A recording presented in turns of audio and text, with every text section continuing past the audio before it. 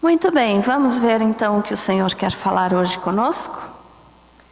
Abra a tua Bíblia no livro de Êxodo. Êxodo, capítulo 19, versículo do 9 ao 17. Glória a Jesus. Êxodo 19, do 9 ao 17.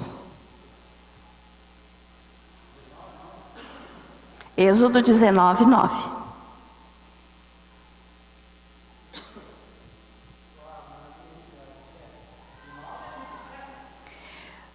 Êxodo capítulo 19, do versículo 9 ao versículo 17. Glória a Jesus. Vamos ler? Todos acharam? Amém? Diz assim, ó. Disse o Senhor a Moisés: Eis que virei a ti numa nuvem escura, para que o povo ouça quando eu falar contigo, e para que também creiam sempre em ti. Porque Moisés tinha anunciado as palavras do seu povo ao Senhor. Disse também o Senhor a Moisés: Vai ao povo e purifica-o hoje e amanhã. Lavem eles as suas vestes e estejam prontos para o terceiro dia. Porque no terceiro dia o Senhor, à vista de todo o povo, descerá sobre o monte Sinai. Marcarás em redor limites ao povo, dizendo: Guardai-vos de subir ao monte, nem toqueis o seu limite. Todo aquele que tocar o monte será morto. Mão nenhuma tocará neste, mas será apedrejado ou flechado, quer seja animal, quer seja homem, não viverá. Quando soar longamente a buzina, então subirão ao monte. Moisés, tendo descido do monte ao povo, consagrou o povo e lavaram as suas vestes. E disse ao povo: Estai prontos ao terceiro dia, e não vos chegueis à mulher. Ao amanhecer do terceiro dia houve trovões e relâmpagos, e uma espessa nuvem sobre o monte, e muito forte clangor de trombeta, de maneira que todo o povo que estava no arraial se estremeceu. E Moisés levou o povo fora do arraial ao encontro de Deus, e puseram-se ao pé do monte. Amém? Feche teu olho mais um pouquinho. Glória a Deus. Querido e amado Senhor, nesse momento, ó Pai, nós pedimos a sua misericórdia, a sua graça. Pedimos, Senhor, que Tu venhas falar conosco nessa noite, nos ensinar a Tua palavra, preparar o nosso coração para ouvir a Tua voz. Pai bendito, eu peço, usa-me conforme for da Tua santa vontade. Que eu diminua e o Senhor cresça. Espírito Santo, esteja no controle desta mensagem, para a glória do Pai, do Filho e do Espírito Santo, em nome de Jesus. Graças a Deus. Pode se assentar.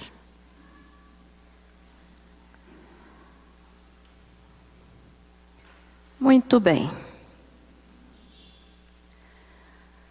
Veja só, meus irmãos, nós ainda estamos nas evidências do arrebatamento, agora já estamos quase terminando, né? Eu acho que tem mais uma ou duas mensagens que falam das evidências, mas toda a Bíblia praticamente fala, né? Mas as que eu separei para falar para vocês, eu não me lembro agora, mas acho que já está faltando umas duas ou três. E hoje então vamos ver mais essa, né? A evidência de que o Senhor Jesus está voltando. Amém? E nós vimos aqui então no livro de Êxodo, né, como nós lemos aqui, que o Senhor falou para Moisés, que era para Moisés santificar o povo, ou melhor, mandar o povo se santificar, né? Lavar as suas vestes, não se chegar à mulher, porque o Senhor iria falar ao terceiro dia. Então vamos imaginar a cena aqui, ó. Moisés estava no Monte Sinai, falando com Deus. E Deus disse assim: Moisés, agora você vai descer e falar com o povo. E você vai dizer para eles o seguinte, ali ó, no versículo 10, que diz assim: vai ao povo e purifica-o hoje e amanhã. Lavem eles as suas vestes e estejam prontos para o terceiro dia. Porque no terceiro dia o Senhor descerá à vista de todo o povo, descerá sobre o monte Sinai. Irmãos, durante esse período que Moisés ficou com o povo, depois que eles saíram do Egito, eles levaram 3 meses para chegar ao pé do Monte Sinai. Depois que eles atravessaram o Mar Vermelho, já estou misturando aqui com Josué, né? Depois que eles atravessaram então o Mar Vermelho, eles levaram 3 meses para chegar até o pé do Monte Sinai, ou seja, próximo ao Monte Sinai. E nesse período, Moisés, sendo o líder deles, ele recebia toda forma de reclamação, tudo quanto era problema, vinha para Moisés resolver. E o povo reclamava muito de Moisés. O povo falava do porquê que Deus só falava com Moisés e não falava com eles diretamente. E Moisés, então, não tendo com quem falar sobre isso, ele só falava com Deus, né? Quantas são as vezes que você até tem uma pessoa amiga, mas tem assuntos que você só pode falar direto com Deus. Não é assim? É, né? Tem coisas que a gente não pode contar para outras pessoas, por mais amigo, por mais companheiro, por mais irmão que seja. Não se deve contar, né? E Moisés, então, ele desabafava com o Senhor. Tanto que antes, quando eles ainda não tinham atravessado o Mar Vermelho, né? E o exército de Faraó estava vindo atrás deles para matá-los e ainda os que ficassem vivos, então, retornar como escravos ao Egito. O povo reclamou tanto, que Moisés, coitado, imagine a cena. Eu acredito assim, a Bíblia diz que ele falou com Deus, né? Mas eu imagino assim que ele deve de ter sentado, botado a mão na cabeça e dito: e agora, Senhor? O que eu faço? Era mais de 2 milhões de pessoas. E ele agora, de um lado, o exército do Faraó, querendo matar e aprisionar novamente os que ficassem vivos. Do outro lado, o Mar Vermelho. Como que você vai atravessar o mar? A nado? Você pode até nadar um pedaço, mas você não aguenta, você acaba morrendo, né? E o Moisés deve de ter dito: Senhor, o que eu faço agora? Você com certeza já esteve numa situação parecida, né? Às vezes a gente diz, senta, bota a mão na cabeça e diz o mesmo: Senhor, o que eu faço agora? Então ele só podia falar com Deus, porque o povo estava dizendo: nos tirou do Egito, para que nós viéssemos morrer aqui do lado do mar. Porque não tinha túmulos suficientes no Egito para nós sermos enterrados?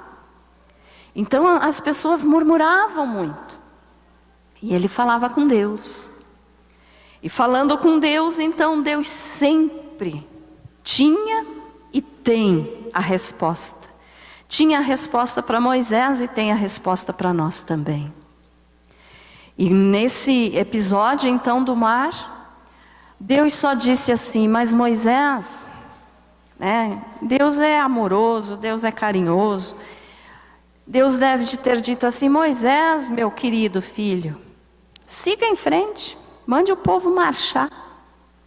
E Moisés, mas não sei, né? A Bíblia não fala que ele pensou isso, mas a gente pode imaginar que Moisés possa ter pensado: mas marchar para onde, Senhor? Para morrer afogado? Porque às vezes Deus dá a resposta e a gente continua enxergando o problema e não enxerga a resposta que Deus deu, né? Aí Deus mandou marchar, e quando eles colocaram o pé então na água, no comecinho do mar, o mar se abriu. Qual outro Deus faria isso? Para começar, não existe outro Deus, né? Deus é único. Mas eu quero dizer assim, os deuses falsos do Egito, que eles conheciam lá, no período que eles ficaram escravizados, qual daqueles deuses falsos teria condições de abrir as águas do mar? Nenhum. E Deus então respondeu com poder, com autoridade, abriu as águas do mar. Eles atravessaram, a Bíblia nos informa que de pés enxutos, eles nem chegaram a molhar os pés, porque Deus abriu o mar e a areia secou, né? Não ficou aquele lodo, secou. E eles passaram então a pés enxutos. Deus é poderoso. E eles vendo aquilo tudo, quando terminaram de atravessar o mar, que chegaram lá do outro lado, no primeiro problema que teve, começaram a murmurar de novo. E começaram a reclamar. Não é o que a gente é hoje? Né? Às vezes a gente até diz: não vou murmurar. Mas quando você vê, se você não vigiar, você já falou uma bobagem. Porque você tem que vigiar. Jesus falou que nós temos que vigiar e orar. E o povo então sempre reclamava. Depois que passaram o Egito, passaram o Mar Vermelho, então que saíram do Egito, que o exército do faraó morreu nas águas, quando Deus fechou as águas, né? Eles depois lá do outro lado começaram a reclamar que não tinha água para tomar. Porque no lugar que eles chegaram, as águas eram amargas. Deus curou as águas. E antes eles vinham e diziam para Moisés: vamos morrer de sede. Aí depois reclamaram que estavam com fome. E disseram assim: Moisés, no Egito nós tínhamos pelo menos cebolas para comer. E agora nós vamos morrer de fome? O que é que nós vamos comer no deserto? Moisés foi de novo, falou com Deus. E Deus disse: eu vou mandar codornas. Mandou carne no deserto. Mandou água, mandou carne. Aí mandou o maná, pão do céu. Então veja só, Deus cuidou do povo de Israel de uma maneira tão carinhosa. Mas eles sempre murmurando, sempre reclamando e sempre brigando com o coitado do Moisés. Então toda a reclamação vinha para as costas do Moisés. E o Moisés então só podia desabafar com Deus. Ele chegava, falava com Deus, contava tudo o que acontecia, né? Como diz ali no versículo que nós lemos, no versículo 8, nós lemos do 9, 17, o 8, né? Diz assim: então o povo respondeu a uma: tudo que o Senhor falou faremos. E Moisés relatou ao Senhor as palavras do povo. Então o povo prometia, mas não cumpria. E Moisés falava tudo para Deus. Então aqui a gente pode ver que Moisés contava tudo para Deus. E o povo continuava reclamando. E o povo continuava murmurando. E aí então chegou esse momento que Deus disse assim: olha Moisés, fala para o povo que eu vou falar com eles diretamente. Porque tinha algumas pessoas, alguns homens, né, que diziam assim: por que você é melhor? Deus só fala com você, por que Ele não fala conosco? E Deus disse: Moisés, diga que eu vou falar. Mas diga primeiro que eles têm que se santificar. Aí entra esse texto que nós lemos, ó. Estejam prontos, disse também o Senhor a Moisés: vai ao povo e purifica-o hoje e amanhã, quer dizer, 2 dias. Porque no 3º dia, o Senhor, à vista de todo o povo, descerá sobre o monte Sinai. Quando Deus fala, irmãos, a terra treme. Você pode dizer: a terra não está tremendo agora, então Deus não está falando? Tá, Deus está falando sim. Mas a gente usa essa expressão para dizer: o poder de Deus é tão grande que toda a terra, todo o universo treme diante do Senhor. E os seres humanos, nós que às vezes falamos e murmuramos tanto, não reconhecemos o poder que Deus tem. Não é verdade? E Deus então disse: ó, diga para eles se santificar esses 2 dias, porque no 3º dia eu vou descer e falar com eles. Então Deus descendo não significa que Deus já não estava ali, porque Deus está em todos os lugares. Mas Deus disse: eu vou me manifestar com trovão, com relâmpago, com poder, com voz de trombeta. Eu vou falar então sobre o monte Sinai. E Moisés então fez o que Deus tinha mandado. Chegou para o povo e disse: ó, Deus vai falar e vocês vão ouvir. Vocês querem ouvir, vocês vão ouvir. E Deus mandou Moisés dizer: ó, ninguém encoste no monte. No versículo 13 diz assim: mão nenhuma tocará neste, mas será apedrejado ou flechado. Então Deus estava dizendo: ó, eu vou descer sobre o monte, eu vou me manifestar sobre o monte, eu vou falar sobre o monte, mas ninguém encoste no monte, porque senão essa pessoa vai morrer. E aí a gente pode pensar às vezes, ou tem pessoas que ainda pensam, eu acredito que vocês já não pensam mais assim, mas tem pessoas que podem pensar: Deus é mau, só de encostar no monte então, ele já mataria a pessoa? Sim, por causa da santidade dele. Ele desceria sobre o monte, e a pessoa, o ser humano, é pecador. Então nós não podemos tocar a Deus, porque senão morremos.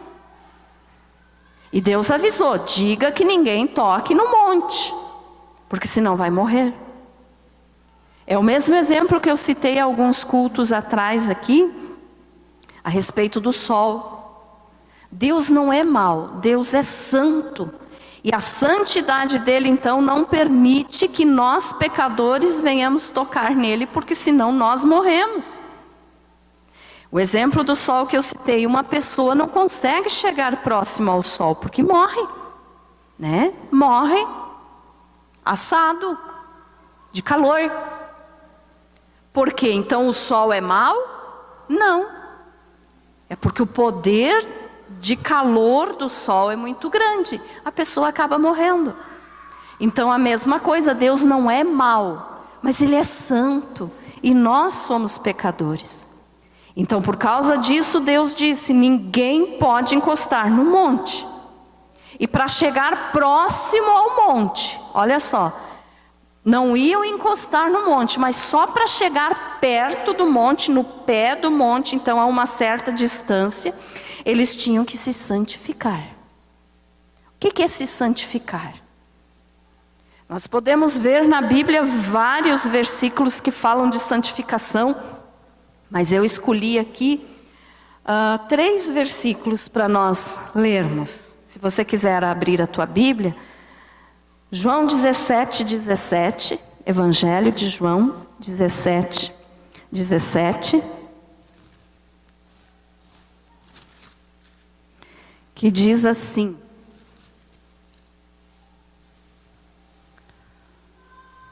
Jesus falando, né? Quando ele fez a oração sacerdotal, ele disse assim, orando ao Pai: santifica-os na verdade, A tua palavra é a verdade.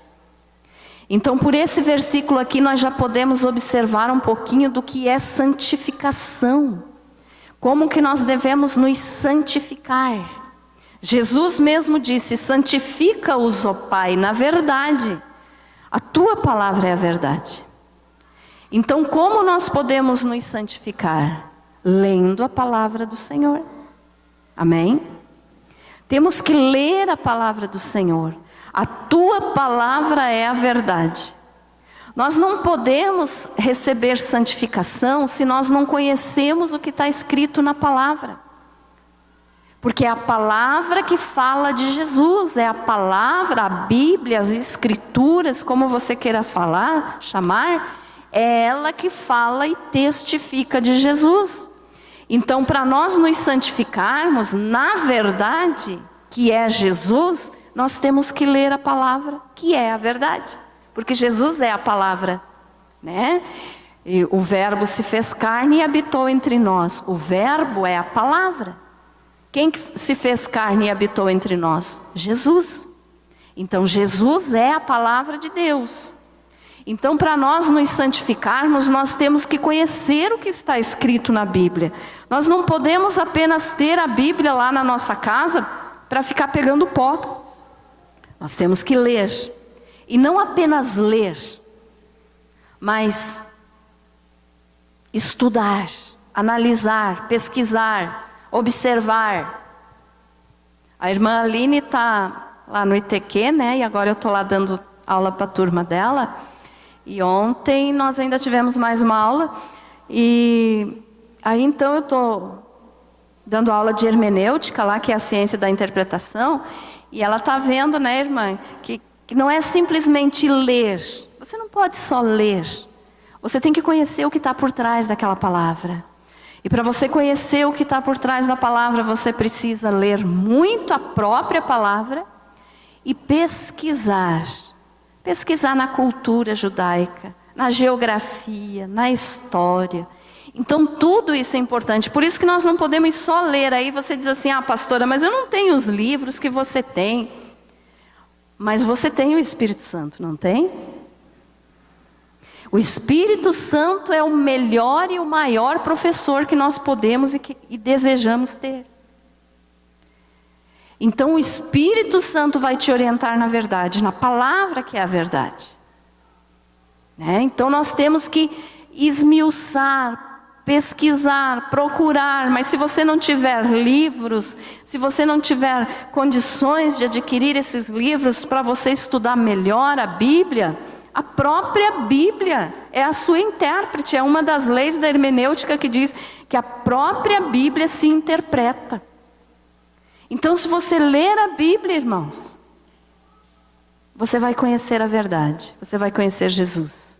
Jesus é a verdade e através disso você vai se santificar. Outro versículo que eu escolhi aqui também para explicar para você o que é santificação, porque Deus tinha mandado o povo se santificar, e isso vale para nós hoje também. O mesmo capítulo 17 de João, agora o versículo 18 e 19, então só na sequência ali, ó. Assim como tu me enviaste ao mundo, também eu os enviei ao mundo. Jesus falando isso aqui para o Pai, falando de nós, a nosso respeito. E a favor deles eu me santifico a mim mesmo. Olha só, Jesus, o próprio Filho de Deus se santificando. Para que ele se santificou? Para que eles também sejam santificados na verdade. Então Jesus se santificou por nós, para que hoje nós pudéssemos nos santificar. Então o que é santificação? É um processo de entrar em santidade. Ou seja, você vai se afastar das coisas que desagradam a Deus. Você vai ler a palavra. Você vai observar o que Deus quer para a tua vida. Você vai procurar aprender e entender o que Jesus quer para você. Amém, irmãos? Isso é se santificar. E ainda também 1 Coríntios, capítulo 6, versículo 11. 1 Coríntios 6, 11. que diz assim, ó: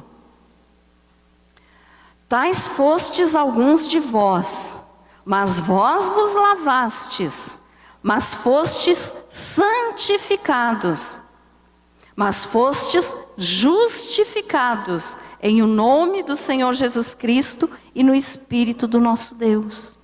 O que esse versículo está nos dizendo? O texto aqui de 1 Coríntios capítulo 6, está falando daqueles que não vão herdar o céu.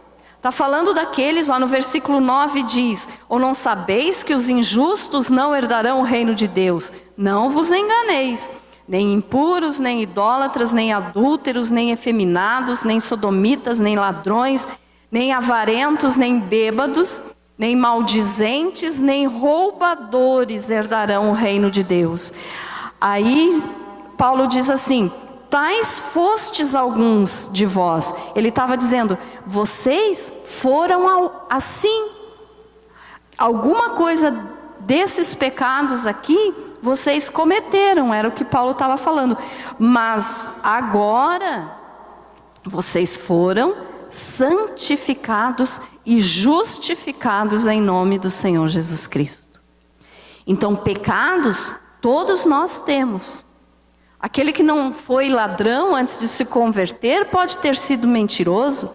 Aquele que não foi mentiroso pode ter sido maldizente. O que não foi maldizente pode ter sido bêbado.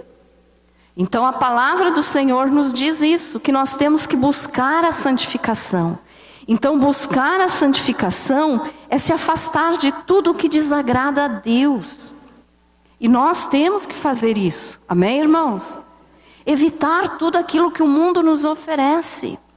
Evitar as coisas que o mundo oferece. Porque quando o mundo oferece, vem com uma propaganda maravilhosa. Faça isso que é bom, faça aquilo que é moderno, está todo mundo fazendo, você pode fazer, né? Mas nós devemos fazer? Poder nós podemos, mas e devemos? Se o mesmo Paulo falou, tudo me é lícito, mas nem tudo me convém. Então eu posso fazer o que eu quiser, Deus não me proíbe de nada. Mas eu devo fazer? Porque se eu estou num processo de santificação, se eu quero me santificar para me aproximar de Deus, eu tenho que evitar muita coisa. Tudo que o mundo oferece eu tenho que evitar. Amém? E ainda, então Deus tinha mandado Moisés dizer para ele, se santificar por 2 dias. Santifique-se ou purifique-se. E ainda disse, lavem eles as suas vestes. Um outro detalhe aqui que nós temos que fazer. A santificação vem juntinho com isso aqui. Lavar as vestes. Que vestes?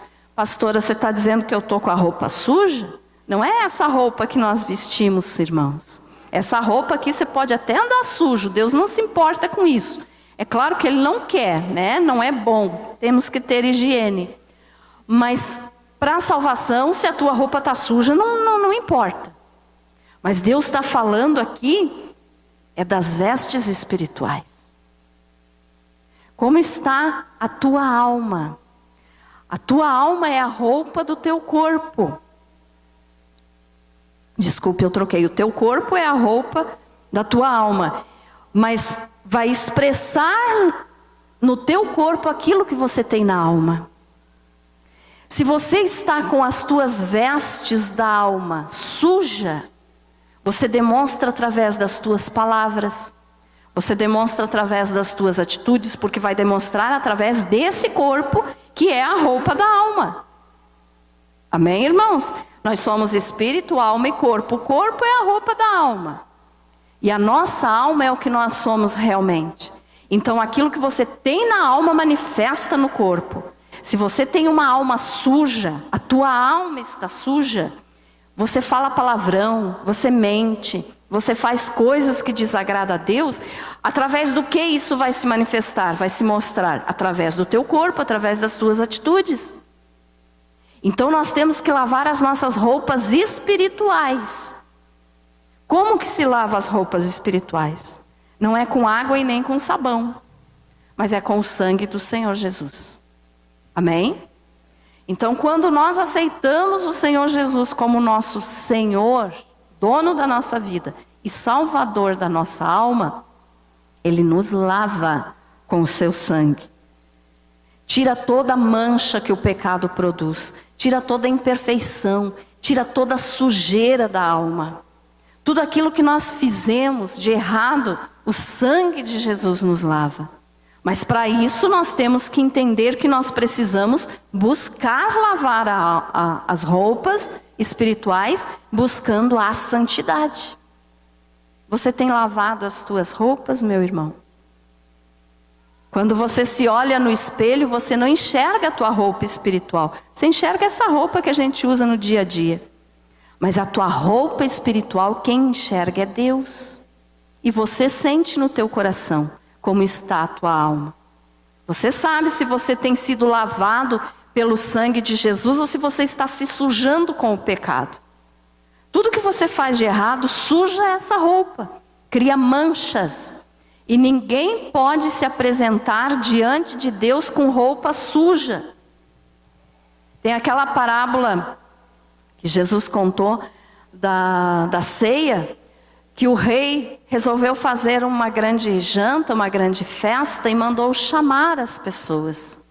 E daí no meio do povo que lá entrou para participar dessa festa, tinha um que não estava com roupas reais, com roupas limpas. E o dono da festa disse: jogue lá para fora, aqui não pode ficar. Então isso significa o quê? Que se nós estivermos com as nossas roupas espirituais sujas, nós não vamos poder nos apresentar diante do Pai, nós não vamos entrar no céu. Para onde que vai a pessoa que não vai no céu? Para o céu? Para o inferno. Então as nossas vestes têm que estar limpas. E Deus falou isso aqui para Moisés: mande o povo se santificar e lavar as suas roupas, as suas vestes. Por quê? Porque eles iam chegar perto do lugar onde Deus ia se manifestar, onde Deus ia falar. E ainda tinha mais um detalhe aqui no versículo 15: estáis prontos ao terceiro dia, e não vos chegueis à mulher. Você pode dizer assim: tá, pastora, mas então é errado a pessoa se casar, ter uma esposa? Não, não foi isso aqui que Deus falou. O que Deus estava dizendo aqui quando disse não vos chegueis à mulher, se guardar de relação conjugal nesse período de santificação. Mas no sentido de vencer a carne. Não é que seja pecado ter uma esposa, não é isso. Mas vencer a carne, não faça a vontade da tua carne no período que você estiver se santificando para se aproximar de Deus. Foi isso aqui que Deus quis falar. Não se chegueis à mulher, ou seja, vão me ouvir, esteja pronto no terceiro dia. Se santifique, limpe as tuas vestes, vença a tua carne, vença a tua vontade. Era isso que Deus estava dizendo, ficou claro isso, irmãos? Amém? Então olha só, foram as 3 coisas que Deus mandou o povo fazer para poder se aproximar de onde Ele ia falar. Se santificar, lavar as vestes e não vos chegar à mulher, ou seja, vencer a carne, vencer a sua própria vontade. Quantas são as vezes que você faz a vontade da tua carne? E eu nem estou falando da área sexual aqui. Quantas vezes você faz aquilo que te dá conforto, que você diz, eu mereço isso? Você não merece, o que você merece é o inferno, né? Lembram da mensagem aqui a respeito do inferno? O que eu mereço e o que você merece é o inferno. Mas Jesus nos salvou de lá. Mas às vezes a gente, para dizer assim, eu mereço tal coisa, eu mereço isso, eu mereço aquilo, para o conforto do meu corpo, para satisfazer a minha vontade da carne. Você está fazendo justamente isso, a vontade da carne.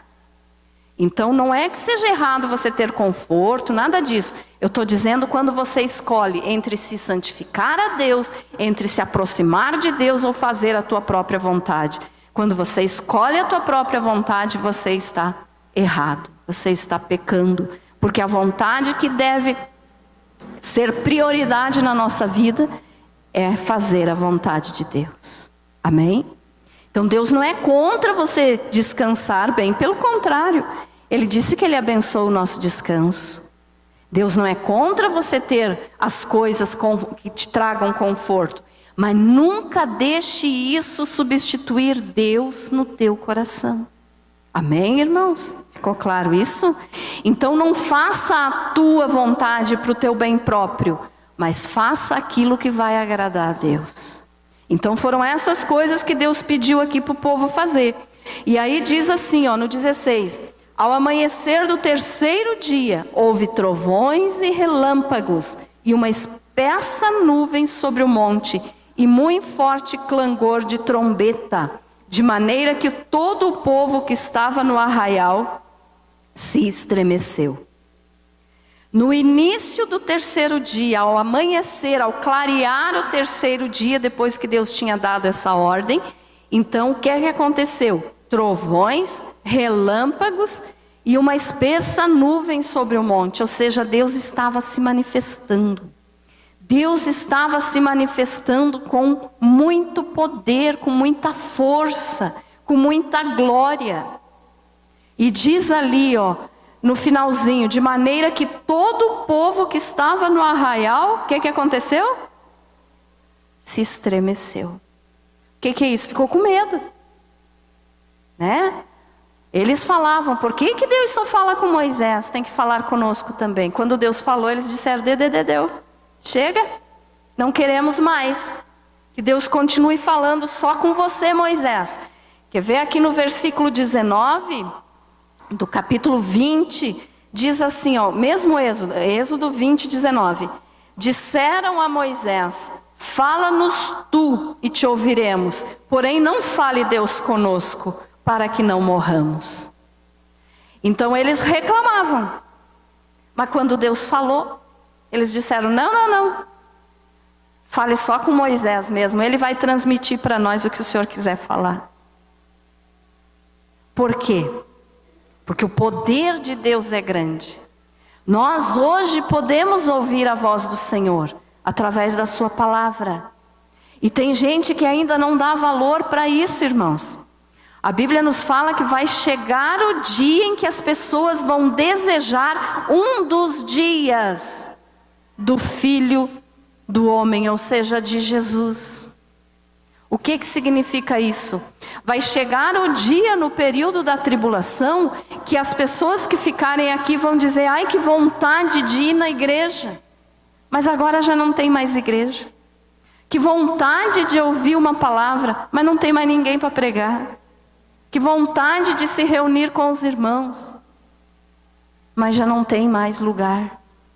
Ou que vontade de ir para a igreja orar, mas não vai mais ter condição para isso. Então hoje que nós podemos fazer isso, tem gente que não se importa, tem gente que não dá valor. Mas o Senhor falou no tempo de Moisés, falou durante todo o período bíblico e continua falando hoje conosco. Mas as pessoas às vezes não querem ouvir a voz de Deus. Pedem e quando Deus fala diz, não, isso é bobagem. Não é Deus falando. Só vou acreditar se acontecer tal coisa. Ainda colocam Deus à prova. Né? Mas voltando aqui então para a história do texto que nós lemos, no terceiro dia houve trovões e relâmpagos e uma espessa nuvem sobre o monte. Deus se manifestou. Deus falou. E as pessoas então tinham se santificado, tinham lavado as suas roupas, não tinham se chegado à mulher. Mas mesmo assim, ficaram com medo de Deus. E disseram, não queremos mais ouvir. Eu tenho, se você quiser anotar, eu não vou ler eles aqui agora, mas você pode anotar para conferir na tua casa. Os versículos, eu falei os versículos da santificação, mas não falei os versículos de lavar as vestes. Lá em Eclesiastes 9:8, você pode conferir. E Apocalipse 22:11, mas o Apocalipse 22:14, esse eu quero ler. Então vamos ler, e eu já vou falar porquê da evidência do arrebatamento, e daí já vamos orar. Apocalipse 22, 14. Diz assim. Esse versículo aqui é sobre lavar as vestes, tá, irmãos, que eu não tinha lido. Ó. Bem-aventurados aqueles que lavam as suas vestiduras no sangue do Cordeiro, para que lhes assista o direito à árvore da vida e entrem na cidade pelas portas. O que esse versículo nos confirma? Que aquele que se esforça, evitando pecar, e querendo manter as suas roupas lavadas, limpas, diz aqui, ó, que é bem-aventurado. Bem-aventurado aquele que lava as suas vestiduras. Lava onde? No sangue do Cordeiro, para que lhes assista o direito à árvore da vida. Só vai ter direito à árvore da vida quem lavar as suas vestes, quem estiver com a sua alma pura diante de Deus. Aqui a mesma coisa diz assim, ó: e entrem na cidade pelas portas. Jesus é a porta.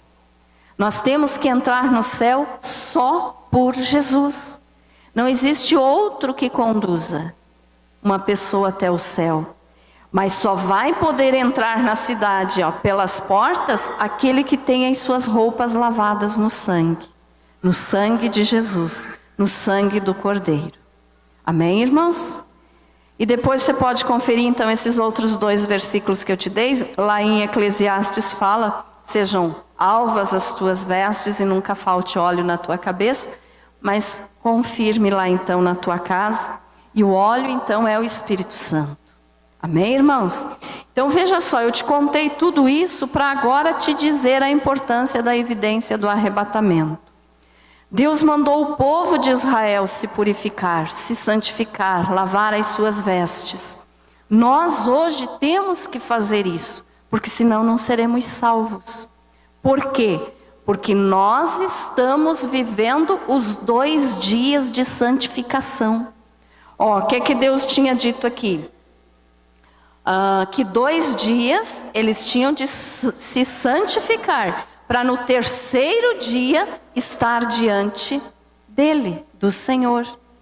Nós hoje temos que nos santificar, porque os 2 dias ou os 2000 anos de que eu tenho falado tanto para vocês, nós estamos vivendo. Esses dias são o período da igreja. Então, assim como Deus falou para o povo de Israel, lá no Velho Testamento, mandando eles se santificar 2 dias, Ele fala para nós hoje: igreja, se santifique 2 dias, ou os 2000 anos que estão completando agora, desde que Jesus veio até os nossos dias. Ficou claro isso, irmãos?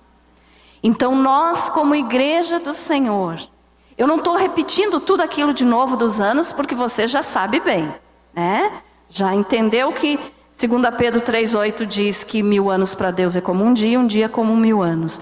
Então de Jesus até nós foram 2000 anos, estão terminando os 2000 anos, então são 2 dias. E Deus disse aqui: se santifique por 2 dias. Então nós estamos nesse período dos 2 dias, terminando para iniciar o 3º milênio, que vai ser o 3º dia. E aqui diz assim, ó: ao amanhecer do 3º dia houve trovões e relâmpagos. Quer dizer, Deus se manifestou. É o que vai acontecer no final dos 2000 anos agora, no início do 3º dia ou do 3º milênio. Nós estaremos diante do Pai no céu, na glória. Por quê? Porque o arrebatamento está para acontecer a qualquer momento. Amém? Então olha só: ao amanhecer do 3º dia houve trovões e relâmpagos e uma espessa nuvem sobre o monte e muito forte clangor de trombeta, de maneira que todo o povo que estava no arraial se estremeceu. Agora, para nós terminarmos, eu quero que você compare comigo o que está escrito em 1 Tessalonicenses 4, 16 e 17, que diz assim, ó: aqui falou que Deus se revelou com trovão, com relâmpago, com alarido, com voz forte e com trombeta, né? Com gritaria. Então, o que vai acontecer no momento do arrebatamento? Em 1 Tessalonicenses 4,16 diz assim: porque o mesmo Senhor descerá do céu com alarido e com voz de arcanjo e com a trombeta de Deus. E daí continua o versículo falando que daí nós vamos ser arrebatados e nos encontraremos com o Senhor. Aonde? Na terra? Nas nuvens. Aqui Deus se manifestou com nuvem e com barulho. O arrebatamento vai ter barulho e vai ter nuvem. Quando que vai ser o arrebatamento? No início do terceiro dia. Quando que Deus se manifestou para o povo do Egito? No início do terceiro dia. Então nós estamos vivendo o final dos 2000 anos, para terminar o segundo dia e começar o terceiro. Quando começar o terceiro, para a glória de Deus, nós já estaremos com o Senhor. Amém? Ficou claro isso, irmãos? Lembram que semana passada eu falei da evidência do sinal de Jonas, que ficou 3 dias e 3 noites na barriga do peixe, e que Jesus ressuscitou ao terceiro dia? Porque ele disse que o único sinal que seria dado seria o de Jonas? A mesma coisa, ó, Jesus ressuscitou no início do terceiro dia. No início do terceiro dia, Deus se manifestou ao povo. E no início do terceiro dia, ou seja, no início do terceiro milênio, porque nós estamos no final do segundo milênio, no início do terceiro milênio, o arrebatamento acontecerá. Você crê nisso, meu irmão? Amém? Você tem se preparado para isso? Amém?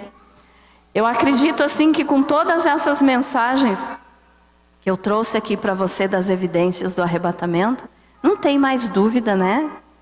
Acho que não, né? Vocês já estão inteirados de ouvir. Mas é bom ouvir. E temos que ouvir cada vez mais. Para quê? Para nos preparar para esse momento. Então o Senhor Jesus está voltando. Toda a Bíblia nos indica isso. E essa foi mais uma passagem bíblica que nos confirma isso. O arrebatamento está para acontecer a qualquer momento. Porque nós estamos no fim do segundo milênio, no início do terceiro.